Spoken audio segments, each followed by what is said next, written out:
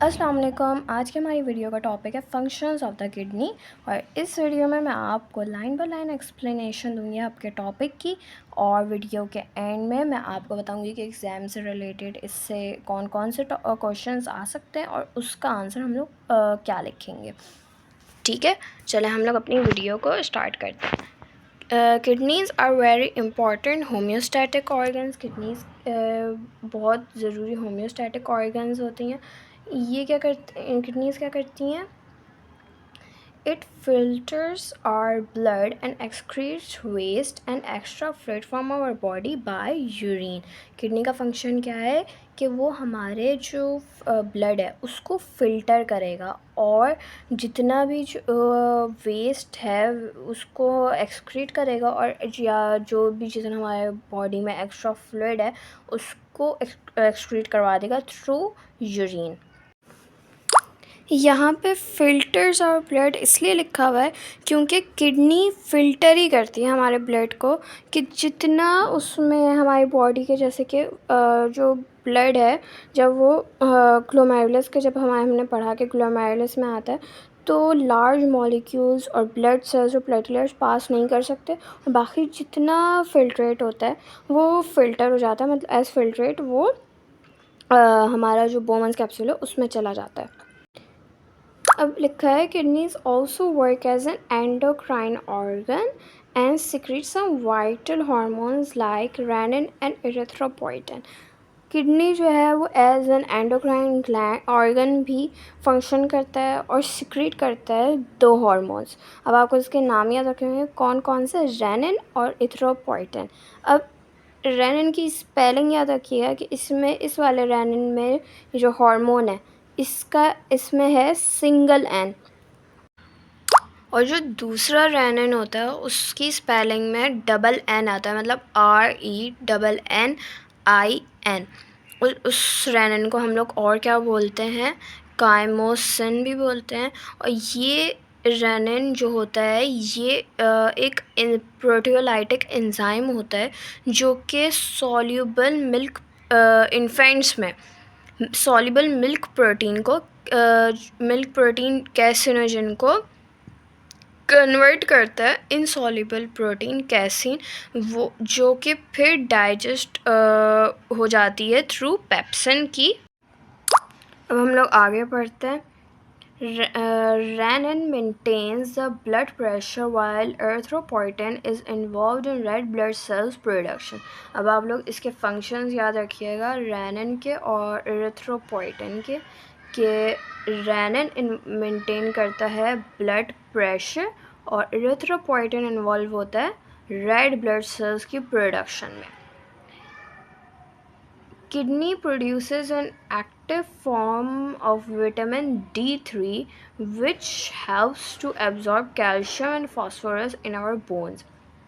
अब एक ये भी आप याद रखिए कि किडनी जो है प्रोड्यूस करता है एक active form of vitamin D3 जो कि मदद करेगा हमारी बोन्स में ताकि कैल्शियम और फॉस्फोरस एब्जॉर्ब हो सकें।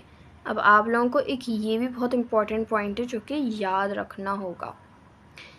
These important minerals keep bones strong. Calcium और फॉस्फोरस हमारी ये मिनरल्स हैं जो कि हमारी बोन्स को मजबूत करते हैं। Kidneys balance the pH of our body by making changes and adjusting amount of bicarbonate ions from the urine back to the blood and by secretion of H ions into the urine. अब kidneys हमारी body में pH को भी balance करते हैं bye adjusting amount of bicarbonate ions. अच्छा, ये pH level को ऐसे बैलेंस करते हैं कि अगर फॉर एग्ज़ाम्पल हमारी pH बहुत एसिडिक हो गई है बॉडी की तो ये बाइकार्बोनेट आयंस को वापस जो है एब्जॉर्ब करते हैं from the urine back into the blood और सिक्रीट क्या करते हैं H आयंस को, हाइड्रोजन आयंस को यूरिन में। तो इस तरीके से हमारी जो बॉडी की pH है वो एसिडिक से थोड़ी सी न्यूट्रल या एल्कलाइन की तरफ जाना शुरू हो जाती है और जो यूरिन है हमारा वो एसिडिक हो जाता है इस तरह से। Kidney regulates the water balance by producing dilute and concentrated urine according to the external environmental changes. Kidney जो है वाटर बैलेंस को भी रेगुलेट करती है बाय प्रोड्यूसिंग डाइल्यूट और कंसनट्रेटेड यूरिन। अच्छा, ये डाइल्यूट और कंसनट्रेटेड यूरिन ऐसे मतलब कंसनट्रेटेड और डाइल्यूट भी किसी चेंजेस जो कह रहे हैं ना कि एक्सटर्नल एनवायरमेंटल चेंजेस, वो ये होता है कि हमारी बॉडी में फॉर एग्जांपल गर्मियाँ चल रही हैं तो हमारा क्या होता है, ज़्यादा से ज़्यादा स्वेट हम लोग हमारे स्वेट ग्लैंड्स ज़्यादा स्वेट सिक्रीट कर रहे होते हैं, तो उसमें हमारा बॉडी का वो भी वाटर भी रिलीज़ हो रहा होता है। तो इसलिए हमारी बॉडी उस वक्त कंसनट्रेटेड यूरिन बनाती है, डाइल्यूट यूरिन नहीं बनाती, क्योंकि अगर वो कंसनट्रेटेड यूरिन ना बनाए और अगर डाइल्यूट यूरिन प्रोड्यूस करे हमारी बॉडी, तो उससे क्या हो गया, हमारी बॉडी में डिहाइड्रेशन की कंडीशन आ जाएगी, हम लोगों की बॉडी में क्या हो जाएगा, पानी की कमी हो जाएगी, हम लोग फिर मर जाएंगे। तो इसलिए ये सिचुएशन नहीं आती और हमारी बॉडी कंसनट्रेटेड यूरिन प्रोड्यूस करती है ताकि हमारी बॉडी डिहाइड्रेशन कंडीशन की तरफ ना जाए। The process of producing urine occurs in 3 stages: glomerular filtration, selective reabsorption, tubular secretion. जो process of producing urine ये 3 स्टेजेस में होता है। सबसे पहला स्टेज है ग्लोमेरुलर फिल्ट्रेशन, सेलेक्टिव रीअब्जॉर्प्शन, दूसरा स्टेप है, और तीसरा है ट्यूबुलर सिक्रीशन। अच्छा, इस टॉपिक से एक शॉर्ट क्वेश्चन आता है और ये वो आता है कि what are functions of kidney, और यहाँ से जो यहाँ पे इन्होंने लिखा है कि the process of producing urine occurs in 3 stages: glomerular filtration, selective reabsorption, tubular secretion. इसका एक ये पूरा लॉन्ग क्वेश्चन आता है विद लेबल डायग्राम। वो क्वेश्चन होता है कि explain the regulatory functions of nephron और किडनी इन डिटेल। अब मैं आप लोगों को जो शॉर्ट क्वेश्चन आता है what are functions of kidney का आंसर डिक्टेट करवा रही हूँ। आप लोग अपनी नोटबुक्स में उसका आंसर लिख सकते हैं। सबसे पहले आप हेडिंग डालेंगे फंक्शंस ऑफ किडनी, फिर उसके बाद फर्स्ट पॉइंट लिखेंगे the kidney functions as both excretory and osmoregulatory organ.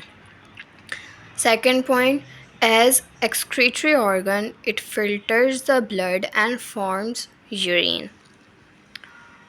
Third point, as osmoregulatory organ, kidney maintains water balance of the body. It releases excess in case of flooding of water inside the body, whereas performs reabsorption of water in case of dehydration. Number 4th point, kidney also work as an endocrine organ and secrete some vital hormones like renin and erythropoietin. Number 5th point, renin maintains blood pressure. Number 6, erythropoietin is involved in red blood cells production. Number 7 point, kidney produces an active form of vitamin D3 which helps to absorb calcium and phosphorus in our bones. Number 8 point, kidney balance the pH of our body. ये total 8 points हैं। अब चाहें तो इन 8 point में से 4 points भी लिख सकते हैं, क्योंकि जो शॉर्ट क्वेश्चन आता है उसके मार्क्स होते हैं सिर्फ 2 मार्क्स। तो आप चाहें तो इन 8 पॉइंट्स में से सिर्फ 4 पॉइंट्स भी लिखेंगे तो आपको पूरे मार्क्स मिल जाएंगे। आज का लेक्चर हम लोग यहीं तक रखते हैं और अपनी नेक्स्ट वीडियो में हम लोग डिस्कस करेंगे फॉर्मेशन ऑफ यूरिन, जिसमें हम लोग glomerular filtration, selective reabsorption, tubular secretion को डिस्कस करेंगे। और अगर आपको आज का लेक्चर अच्छा लगा हो तो हमारी वीडियो को लाइक करिएगा, शेयर करिएगा, मेरे चैनल को सब्सक्राइब कीजिएगा।